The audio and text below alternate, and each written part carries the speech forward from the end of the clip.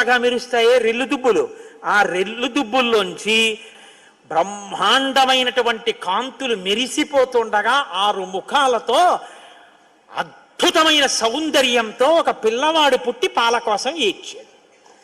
అమ్మయ్యా, పుట్టాడు రా పిల్లాడు, శివపుత్రుడు జన్మించాడు, మన బాధలు తీరాయని వాళ్ళందరూ పొంగిపోయారు.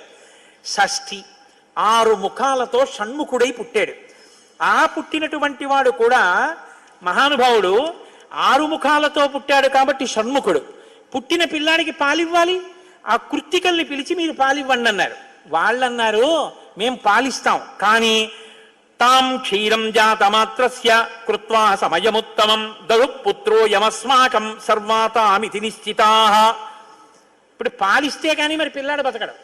కాబట్టి వాళ్ళు అన్నారు మేము పాలిస్తాం, కానీ ఆ పిల్లాడిని మా పేరుతో పిలుస్తారా అన్నారు, మా పిల్లాడని చెప్తారా అన్నారు. అబ్బాయి అలా ఎలా కుదురు